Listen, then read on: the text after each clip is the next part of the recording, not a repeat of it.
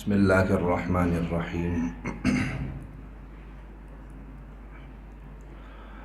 الحمد للہ رب العالمین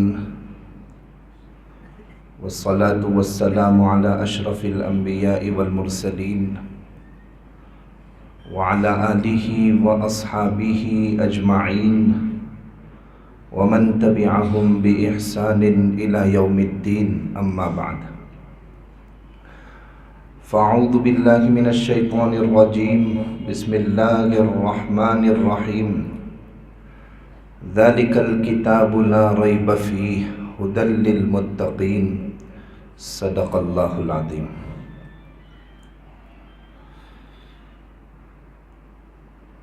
معزز علماء کرام اور میرے دینی بھائیوں، ماشاءاللہ بڑے سکون و وقار کے ساتھ دو عظیم وعظ کو آپ نے سنا، اور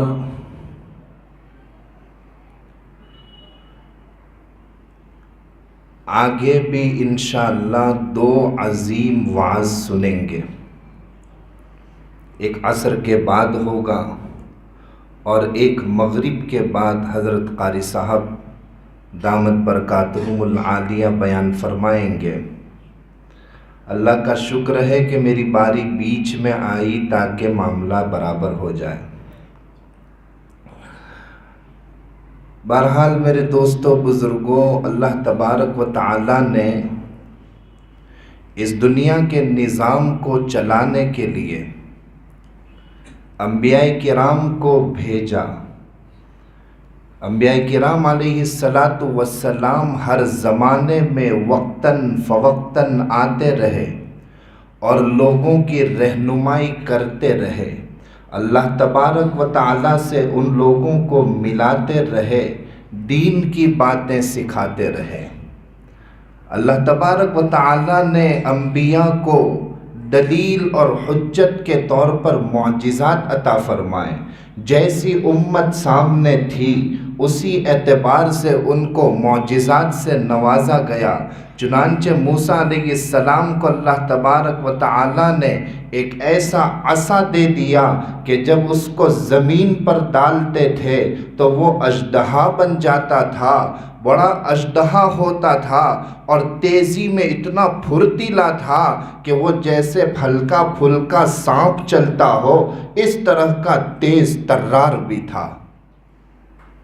اسی طرح اللہ تبارک و تعالی نے موسیٰ علیہ السلام کو ایک معجزہ یہ بھی دیا کہ جب اپنے ہاتھ کو بغل کی طرف کھینچ کر نکالتے تھے تو وہ بے عیب ہو کر روشن ہو کر نکلتا تھا، اور امت کے لیے یہ دلیل کے طور پر پیش کیا گیا۔ امت یہ دیکھ کر ایمان قبول کرتی تھی۔ صالح علیہ السلام کو اللہ تبارک و تعالی نے پہاڑ کے اندر سے ایک بڑی اونٹنی کو نکال کر دکھایا اور امت کے سامنے پیش کیا۔ اتنی بڑی ڈیل ڈول والی اونٹنی پتھر کے اندر سے اللہ تعالیٰ نے پیدا کی اور اس وقت کی امت کے سامنے یہ معجزہ پیش کیا گیا۔ عیسیٰ علیہ السلام کے زمانے میں اللہ تبارک و تعالیٰ نے ان کی زبان میں وہ تاثیر عطا فرمائی کہ وہ کسی قبر کے پاس کھڑے ہو جاتے تھے اور اس مردے کو خطاب کر کے کہتے تھے قم بإذن اللہ، کہ تو اللہ کے نام سے کھڑا ہو جا، تو وہ مردہ کھڑا ہو جاتا تھا، بات کرنے لگ جاتا تھا۔ وہ نیچے زمین سے مٹی کو اٹھاتے تھے اور اس کو ایک پرندے کی شکل کی طرح بناتے تھے، اللہ کا نام لے کر اس پر دم کیا کرتے تھے تو وہ زندہ ہو جاتی تھی اور لوگوں کی آنکھوں کے سامنے اڑنے لگتی تھی۔ نبی کریم صلی اللہ علیہ وسلم کو بھی بہت سارے معجزات سے نوازا گیا۔ محدثین نے لکھا ہے کہ 10,000 سے زائد معجزات عطا کیے گئے۔ کچھ معجزات تو قولی معجزات تھے، کچھ معجزات فعلی معجزات تھے۔ کسی بیمار کو لایا جاتا، اللہ کے رسول صلی اللہ علیہ وسلم شفقت کی نگاہوں سے اس کی طرف دیکھتے، کچھ پڑھ کر دم کر دیا کرتے، وہ ٹھیک ہو کر چلا جاتا تھا۔ کبھی کسی کی آنکھ سوج گئی ہوتی تھی، بڑی بڑی آنکھیں لال لال ہو گئی ہوتی تھی، ہاتھ پھیر دیتے تھے، وہ آنکھ اچھی ہو جاتی تھی۔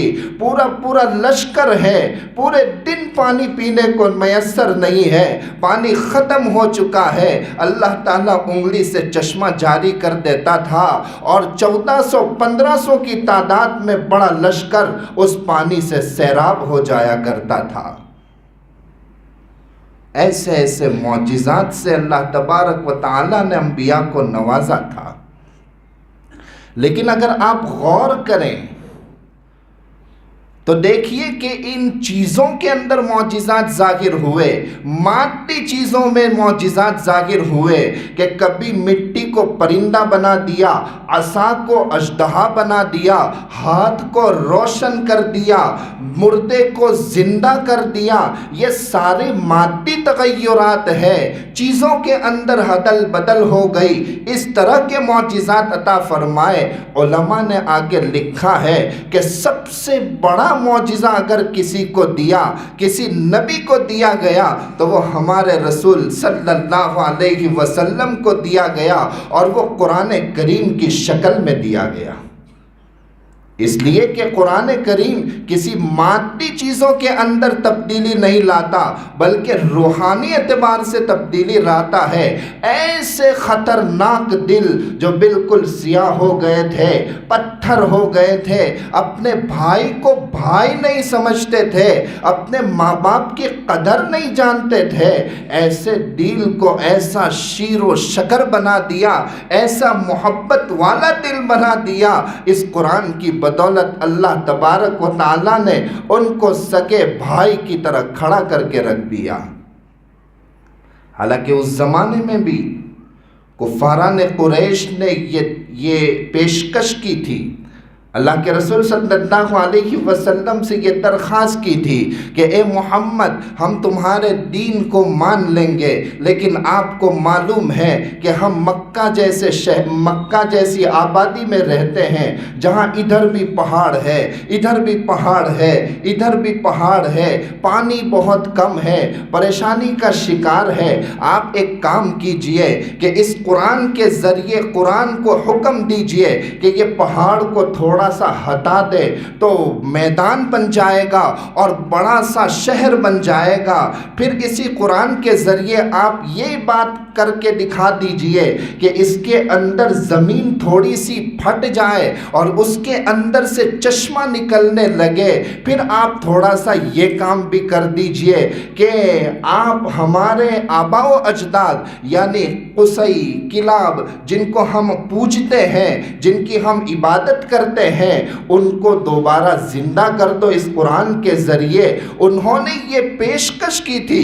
قرآن کریم کہتا ہے وَلَوْ أَنَّ قُرْآنًا سُيِّرَتْ بِهِ الْجِبَالُ أَوْ قُطِّعَتْ بِهِ الْأَرْضُ أَوْ كُلِّمَ بِهِ الْمَوْتَى۔ قرآن کریم اس کا آگے جواب دیتا ہے بَلْ لِلَّهِ الْأَمْرُ جَمِيعًا، کہ یہ تو اللہ تعالیٰ کے ہاتھ میں ہے۔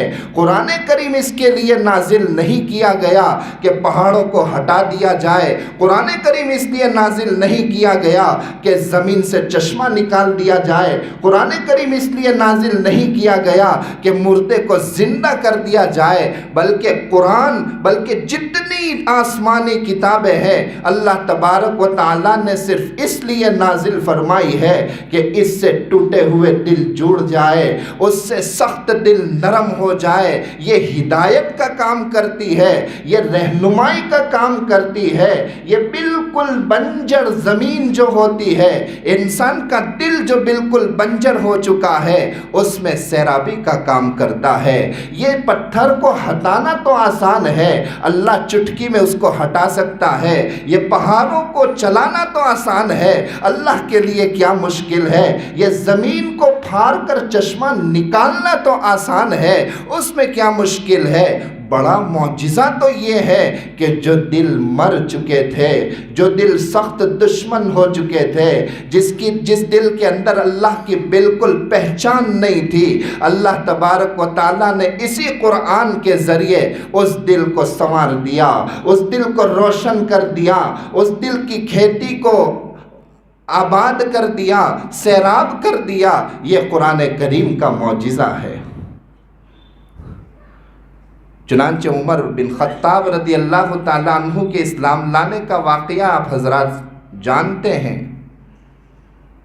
کہ اسلام لانے سے پہلے حضرت عمر بن خطاب رضی اللہ تعالیٰ عنہ نبی کریم صلی اللہ علیہ وسلم اور مسلمانوں کے سخت جانی دشمن تھے، بلکہ ایک دن تو انہوں نے اس طرح کا غلط ارادہ کر لیا کہ تلوار کو نیام سے باہر کھینچ لیا اور لے کر اللہ کے رسول صلی اللہ علیہ وسلم کے ارادے سے نکل پڑے۔ راستے میں ایک صحابی ملے جنہوں نے اسلام کو قبول کر لیا تھا لیکن اپنے اسلام کو چھپا رہے تھے۔ انہوں نے کہا کہ ارے عمر کدھر کا ارادہ ہے؟ کہا کہ وہ محمد کی طرف جا رہا ہوں جس نے نئے دین کا دعویٰ کیا ہے، آج تو نعوذ باللہ ان کا کام تمام کر کے رہوں گا تاکہ معاملہ ختم ہو جائے۔ وہ صحابی نے کہا کہ ذرا پہلے اپنے گھر بھی پہنچ جاؤ، تمہارے گھر کی حالت بھی دیکھ لو، کہیں ایسا تو نہ ہو کہ وہ دین تمہارے گھر میں بھی داخل ہو گیا ہو۔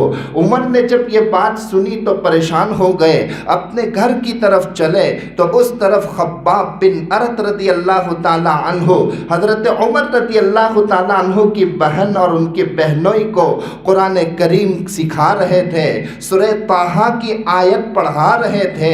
چھوٹے چھوٹے گھر تھے، باہر تک آواز آ گئی لیکن جیسے دستک ہوئی تو یہ خاموش ہو گئے۔ پوچھا کہ کون ہو؟ کہا عمر آیا ہوں، دروازہ کھولو۔ خباب بن ارت ڈر گئے اور خوف کے مارے ایک جگہ پہ چھپ گئے، فوراً اندر داخل ہوئے، بہنوئی کو پکڑا اور پھر کہا کہ ابھی تک کیا کر رہے تھے؟ بہنوئی کو معلوم ہو گیا تھا کہ یقیناً ہم پکڑے جا چکے ہیں، تو انہوں نے صاف صاف کہہ دیا کہ اے عمر، تمہارا جو مذہب ہے وہ غلط ہے، نبی کریم محمد رسول اللہ صلی اللہ علیہ وسلم کا جو مذہب ہے وہ بہت اچھا مذہب ہے، ہم اس مذہب پر آ چکے ہیں، تم بھی اس پر آ جاؤ۔ یہ سننا تھا کہ عمر رضی اللہ تعالیٰ عنہ نے مارنا شروع کیا، اپنے بہنوئی کو خون کر دیا، ان کی بہن بیچ میں آ گئی، ان کو بھی ایک تماچا مار دیا جس کی وجہ سے ان کا خون بھی جاری ہو گیا۔ بھائی تو بھائی ہوتا ہے، چاہے کتنا ہی بڑا ظالم ہوتا ہے، بہن کے چہرے پر جب خون دیکھا دل پسیج گیا، تھوڑے سے نرم پڑے، غصہ ٹھنڈا ہوا، کہنے لگے کہ بتاؤ تم کیا پڑھ رہے تھے؟ مجھے بھی پڑھنا ہے۔ بہن نے کہا اللہ کی قسم میری جان جا سکتی ہے لیکن میں تمہارے ہاتھ میں وہ پرچہ نہیں دے سکتی جب تک کہ تم وضو نہ کر لو۔ بہن کے اصرار پر عمر رضی اللہ تعالیٰ عنہ جو ابھی رضی اللہ تعالیٰ عنہ نہیں بنے ہیں وہ وضو کرتے ہیں، اس کے بعد وہ پرچہ اپنے ہاتھ میں لیتے ہیں، عربی تو جانتے ہی تھے، سورہ طٰہٰ کو پڑھتے ہیں، بس قرآن کریم اپنا اثر کرنا شروع کر دیتا ہے۔ عمر کی آنکھوں میں آنسو آ جاتے ہیں، وہ فرماتے ہیں کہ مجھے بتا دو محمد کہاں ہے، میں وہاں جا کر ان کے ہاتھ میں بیعت ہونا چاہتا ہوں، اسلام کو قبول کرنا چاہتا ہوں۔ یہ قرآن کریم کی تاثیر ہے۔ قرآن کریم کو جب تک پکڑا جائے گا، جب تک پڑھا جائے گا، اللہ تبارک و تعالیٰ اس کے ذریعے انسانوں کو بلند کرتا جائے گا، اور جب یہ قرآن کریم کو چھوڑ دیا جائے گا تو انسان ختم ہو جاتا ہے۔ کسی شاعر نے کہا ہے کہ صوم ہے ایمان سے، ایمان رخصت صوم گم، قوم ہے قرآن سے، قرآن رخصت قوم گم، کہ جب انسان روزہ رکھتا ہے لیکن دل میں ایمان نہ ہو تو ایسے روزے کی کوئی پرواہ نہیں، اللہ تبارک و تعالیٰ ایسے روزے کو قبول نہیں فرماتے۔ اسی طرح کوئی قوم ہے اپنے آپ کو مسلمان کہہ رہی ہے لیکن قرآن سے وابستہ نہیں ہے، قرآن کے ساتھ جڑی ہوئی نہیں ہے، تو وہ قوم ہلاک ہو کر رہے گی، وہ قوم برباد ہو کر رہے گی، اس لیے کہ اس نے قرآن کریم کو چھوڑ دیا ہے۔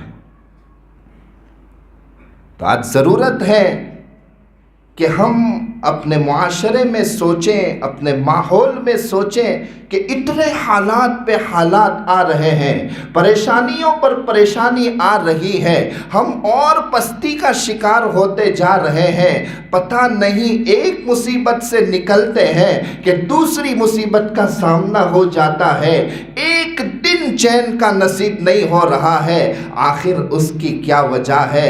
تو ہمیں معلوم ہوتا ہے کہ ہمارا رب ہم سے ناراض ہو چکا ہے، اور اس کی وجہ یہ ہے کہ ہم نے قرآن کریم کو چھوڑ دیا ہے۔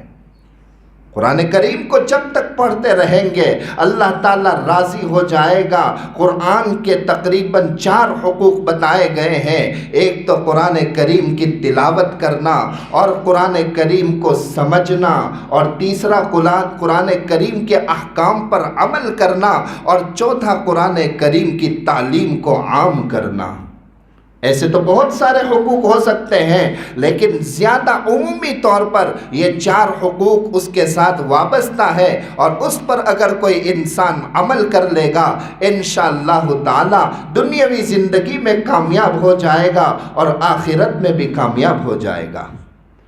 چنانچہ اللہ تعالیٰ قرآن میں فرماتے ہیں ان الذین یتلون کتاب اللہ واقاموا الصلاۃ وانفقوا مما رزقناہم یرجون تجارتا لن تبور، کہ جو لوگ قرآن کریم کی تلاوت پابندی سے کرتے ہیں، نماز کو پابندی سے پڑھتے ہیں، اور اس کے ساتھ اللہ تبارک و تعالیٰ نے جو کچھ انہیں دیا ہے اس میں سے خرچ کرتے رہتے ہیں، یہ لوگ امیدوار ہیں ایسی تجارت کے کہ ان کی تجارت میں کبھی نقصان نہیں ہونے والا، ان کی تجارت میں کبھی گھاٹا نہیں ہونے والا، بلکہ یہ ہمیشہ نفع میں رہیں گے۔ ابو ذر غفاری رضی اللہ تعالیٰ عنہ نے نبی کریم صلی اللہ علیہ وسلم سے سوال کیا کہ اللہ کے رسول مجھے کچھ نصیحت فرما دیجئے۔ اللہ کے رسول صلی اللہ علیہ وسلم نے ارشاد فرمایا کہ اے ابو ذر، اللہ تعالیٰ سے ڈرتے رہو اور اللہ تعالیٰ کی عبادت میں لگے رہو۔ ابو ذر نے آگے مزید فرمایا کہ اللہ کے رسول مزید کوئی نصیحت فرما دیجئے، تو اللہ کے رسول صلی اللہ علیہ وسلم نے فرمایا علیک بتلاوت القرآن وذکر اللہ فإنہ نور لک فی الارض وذخر لک فی السماء، کہ تم قرآن کریم کی تلاوت کو لازم پکڑو اور قرآن کریم کی تلاوت پر جمے رہو اور اللہ تبارک و تعالیٰ کا ذکر کرتے رہو، اس لیے کہ یہ تمہارے لیے زمین میں نور کا سبب بنے گا، اور آخرت میں اللہ تبارک و تعالیٰ اس کو ثواب کا ذخیرہ بنا دے گا۔ امام احمد بن حنبل رحمۃ اللہ علیہ نے اللہ تبارک و تعالیٰ کو خواب میں دیکھا۔ اللہ تبارک و تعالیٰ کو خواب میں دیکھا۔ علماء واقف ہیں اس بحث سے کہ کیا اللہ تبارک و تعالیٰ کو خواب میں دیکھا جا سکتا ہے کہ نہیں دیکھا جا سکتا۔ بہرحال محدثین نے اس کی تفصیل بیان کی ہے، علم عقائد کو جاننے والے نے اس کی ایک تفصیل بیان کی ہے۔ خواب کو عربی میں رؤیا کہا جاتا ہے، اور رؤیا کی 2 قسمیں بیان کی گئی ہے، ایک رؤیا رؤیا بصری ہوتا ہے اور ایک رؤیا رؤیا قلبی ہوتا ہے۔ جو انسان یہ کہتا ہے کہ میں نے رؤیا قلبی کے اعتبار سے اللہ تبارک و تعالیٰ کو خواب میں دیکھا ہے تو وہ سچا ہے۔ بہرحال امام احمد بن حنبل رحمۃ اللہ علیہ نے اللہ تبارک و تعالیٰ کو خواب میں دیکھا، اور روایتوں میں آیا ہے کہ تقریباً 100 مرتبہ اللہ تبارک و تعالیٰ کی خواب میں زیارت ہوئی، اور اس واقعے کو انہی کے صاحبزادے حضرت عبداللہ کے واسطے سے ابن الجزری نے اپنی کتاب میں النشر میں اس کو نقل کیا ہے۔ اسی طرح ابن جوزی نے مناقب امام احمد بن حنبل میں نقل کیا ہے، اور ذہبی نے سیر اعلام النبلاء میں نقل کیا ہے۔ اور میں نے اس واقعے کو اپنے شیخ و مرشد حضرت مولانا محمد قمر الزمان صاحب دامت برکاتہم العالیہ، اللہ تعالیٰ ان کی عمر اور صحت میں برکت عطا فرمائے، بارہا سنا ہے کہ امام احمد بن حنبل رحمت اللہ علیہ نے اللہ تبارک و تعالیٰ کو خواب میں دیکھا، اور خواب میں دیکھ کر ایک سوال کیا کہ اے اللہ مجھے یہ راز بتا دیجئے کہ تیرا قرب اگر حاصل کرنا ہے تو بندہ کیا عمل کرے؟ تیرا قرب اگر حاصل کرنا ہے، سب سے قریب تیرا بندہ آ جائے تو کیا عمل کرنا چاہیے؟ اللہ تبارک و تعالیٰ نے فرمایا بتلاوت القرآن، کہ قرآن کریم کی تلاوت کے ذریعے وہ مجھ سے قریب آ جائے گا۔ حضرت امام احمد بن حنبل رحمت اللہ علیہ امام تھے، فوراً پوچھا بفہمن او بغیر فہمن، کہ اے اللہ تلاوت تو ہوتی ہے، کیا سمجھ کر تلاوت کرے گا تو تیرا قرب نصیب ہوگا، یا بغیر سمجھے تلاوت کرے گا تب بھی قرب حاصل ہو جائے گا؟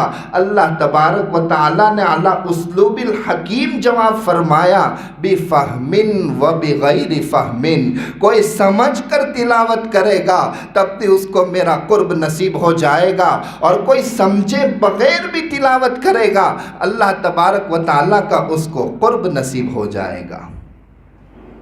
چنانچہ قرآن کریم کی تلاوت کا ہمیں اہتمام کرنا چاہیے۔ جو انسان قرآن کریم کی تلاوت کا اہتمام کرتا ہے وہ اللہ تبارک و تعالیٰ سے ہم کلامی کرتا ہے، اللہ تعالیٰ سے گفتگو کرتا ہے، اور اس سے بڑھ کر کون سی نعمت ہو سکتی ہے؟ اسی وجہ سے اولیاء اللہ کا معمول تھا کہ جب ان کے سامنے قرآن پڑھا جاتا تھا، ان کے سامنے قرآن سنایا جاتا تھا تو وجد میں آ جاتے تھے۔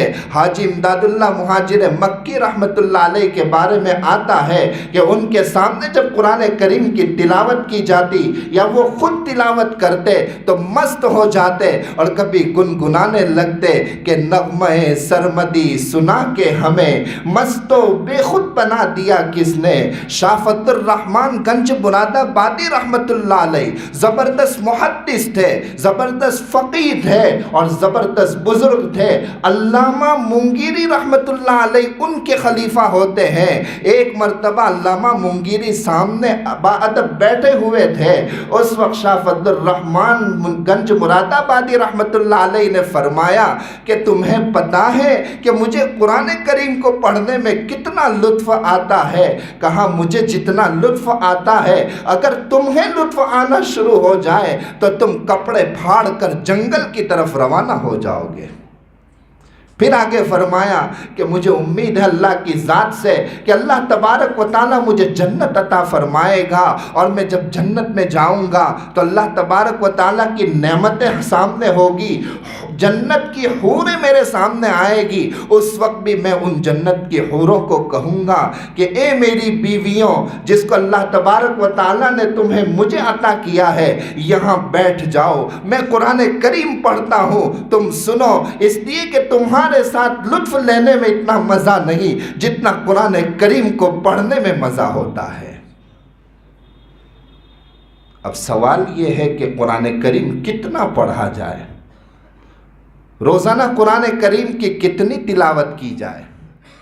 شرح احیاء میں لکھا ہے کہ اس معاملے میں کوئی تعداد کی تعیین نہیں ہے، محدود تعداد نہیں ہے۔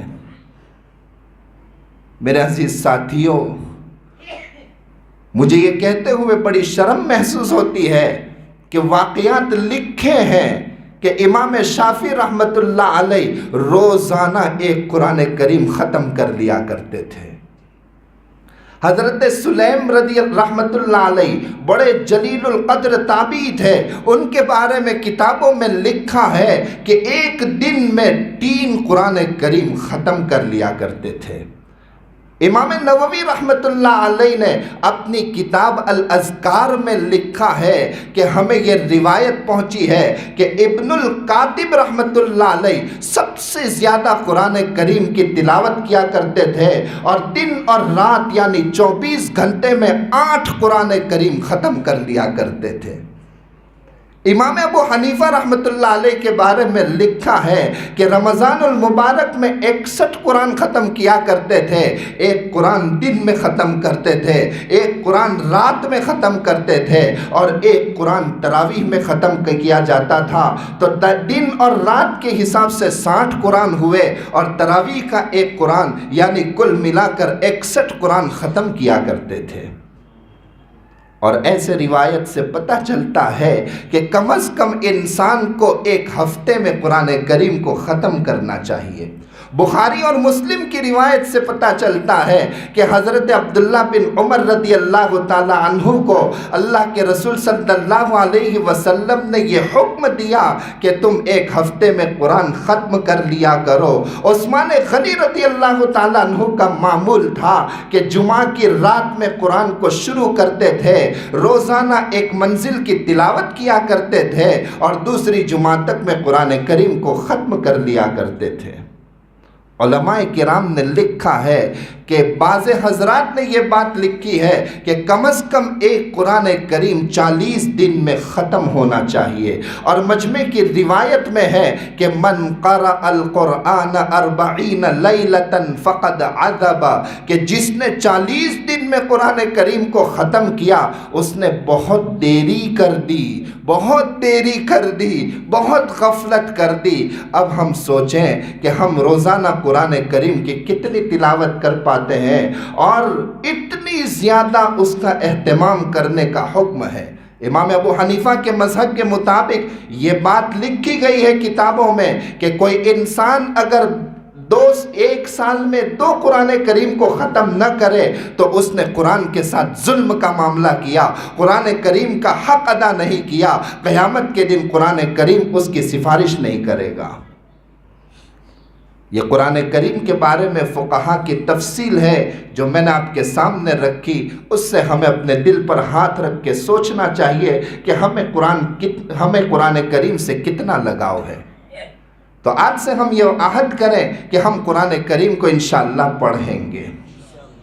اس کے ساتھ اس کا دوسرا حق یہ بیان کیا گیا ہے کہ قرآن کریم کو سمجھنا بھی ضروری ہے، اس لیے کہ اللہ تبارک و تعالیٰ نے اس میں زندگی کے دستور کو سمجھایا ہے، اللہ کی محبت کو سمجھایا ہے، پچھلے واقعات کو ذکر کیا ہے۔ اور میں اور آپ دیکھیں کہ یہاں پر جتنے حضرات بیٹھے ہیں، چاہے بچے ہوں، چاہے جوان ہو، چاہے بوڑھے ہو، یقیناً وہ اسکول میں گئے ہوں گے، ایک سال میں کئی سلیبس انہوں نے پڑھا ہوگا، کتنی کتابیں پڑھی ہوگی، کبھی سائنس میں پڑھا ہوگا، کبھی میتھس پڑھی ہوگی، کبھی اور کوئی سبجیکٹ پڑھا ہوگا، اور سب کو حل کر دیا۔ سارے پیجز کو اگر گنو، کوئی 6 اسکول پڑھا ہوگا، کوئی 10 تک پڑھا ہوگا، کوئی 12 تک پڑھا ہوگا، سارے جتنی کتابیں آپ نے پڑھی، اسکول کی بکس پڑھی، اگر اس کے پیجز گنیں گے تو ہزاروں کی تعداد میں پہنچ جائیں گے۔ میرے اللہ کا یہ کلام 800 صفحے کا ہے 13 لکیر کے اندر، اور 540 رکوع پر مشتمل ہے، 114 صورتیں اس میں موجود ہے، لیکن انسان کو کبھی یہ توفیق نہیں ہوتی ہے کہ میں اس کتاب کو سمجھوں۔ کل قیامت کے دن اللہ تبارک و تعالیٰ نے ہمیں صرف اتنا سوال کر لیا کہ تم نے دوسری کتابیں تو اتنی پڑھی تھی، روزانہ 5 پیج کا خبر اخبار پڑھ لیا کرتے تھے، لیکن قرآن کریم کو سمجھنے کی بالکل کوشش نہیں کی، آخر میرے قرآن کے ساتھ ایسا ظلم کیوں کیا؟ ہمارے پاس کوئی جواب نہیں ہوگا، اس لیے آج اس بات کا عہد کریں کہ ہماری 24 گھنٹے کی زندگی کے اندر ہم قرآن کریم کو سمجھنے کی کوشش کریں، مسجد کے امام کے پاس وقت لیں اور ان سے قرآن کریم کا ترجمہ اور اس کو سمجھنے کی کوشش کریں۔ آج کل تو دوسرے آلات اور دوسرے مشین بھی آ چکے ہیں جس کے ذریعے آپ اس کو سمجھ سکتے ہیں، کوئی اچھے عالم کی ریکارڈنگ ہو اس کے ذریعے بھی آپ تفسیر کو کو سمجھ سکتے ہیں اور قرآن کریم کو سمجھنے کی کوشش کریں۔ اور تیسرا سب سے بڑا حق ہے کہ ہم قرآن کریم پر عمل کریں۔ آج بڑے افسوس کے کہا جاتا ہے کہ انسان کچھ تلاوت تو کر لیتا ہے، کچھ سمجھنے کی کوشش تو کرتا ہے، لیکن احکام پر عمل نہیں کر پاتا، جس کی وجہ سے ہماری زندگی میں ہم پیچھے جا رہے ہیں۔ روایتوں میں آیا ہے کہ صحابہ کا معمول یہ تھا کہ جب قرآن کریم کی آیت کریمہ ایک طرف نازل ہوتی تھی، دوسری طرف اس پر عمل کرنا شروع کر دیتے تھے۔ شراب کے بارے میں آیت کریمہ نازل ہوئی، جس نے ایک تو گھونٹ شراب پی لی تھی اس نے اس کی قے کر ڈالی، جس نے ابھی برتن میں نکالا تھا اس نے اس کو انڈیل دیا، مٹکے کے مٹکے پھوڑ ڈالے، مدینے کی گلیوں میں شراب بہنے لگی تھی۔ ایک قرآن کی آیت پر اللہ تبارک و تعالیٰ نے صحابہ کو یہ توفیق دی تھی کہ اس پر عمل کرنا شروع کر دیا۔ اس زمانے میں ایک آدمی 5 اور 10 بیویاں رکھتا تھا۔ قرآن کریم میں حکم آیا کہ 4 سے زیادہ آپ بیوی نہیں رکھ سکتے ہیں۔ فوراً صحابہ نے عمل کیا اور 4 سے زائد جتنی بیویاں تھیں سب کو رخصت کر دیا اور اس پر عمل کرنا شروع کر دیا۔ قرآن کریم میں احکام پردے کے بارے میں نازل ہوئے، ساری عورتوں نے موٹے جھوٹے کپڑا پہننا شروع کیا اور پردہ کرنا شروع کر دیا۔ یہ ان کا جذبہ تھا جس کی وجہ سے ان کی زندگی میں رونق تھی۔ آج ہم بیان بھی سنتے ہیں، قرآن کریم کو پڑھتے بھی ہیں، لیکن قرآن کریم پر عمل کرنے کا سوچتے بھی نہیں ہیں، جس کی وجہ سے آج ہم پیچھے ہیں۔ اور اللہ کے رسول صلی اللہ علیہ وسلم نے اس کی طرف اشارہ فرما دیا تھا۔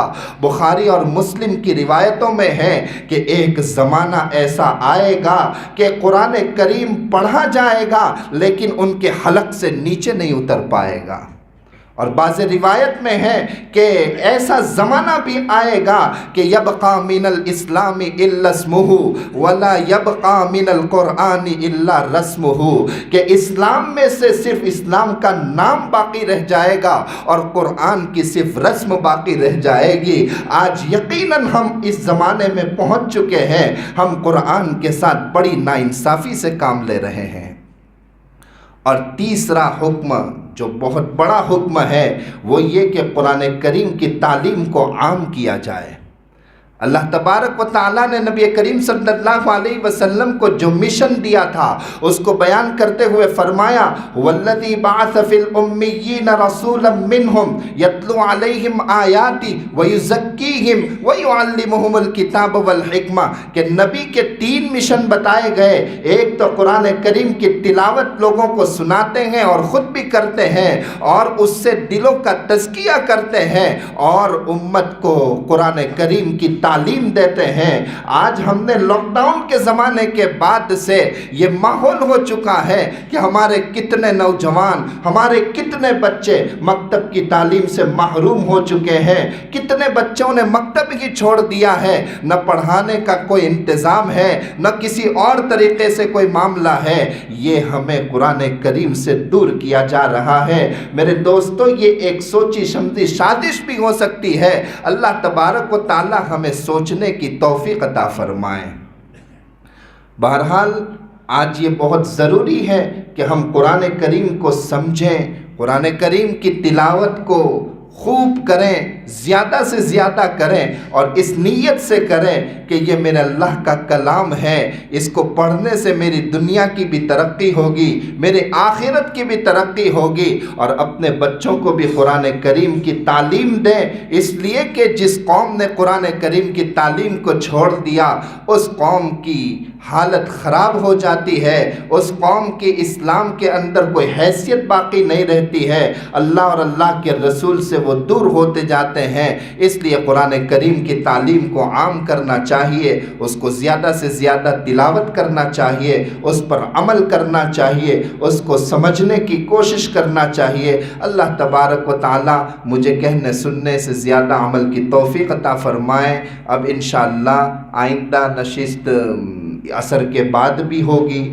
اور اس کے بعد مغرب بعد بھی ہوگی، اور ابھی انتظامیہ کی طرف سے چائے کا انتظام بھی ہے۔ تمام حضرات سے درخواست ہے کہ وہ چائے بھی نوش فرمائیں۔ سبحان اللہ و بحمدہ، سبحانک اللہم و بحمدک، نشہد ان لا الہ الا انت، نستغفرک و نتوب الیک۔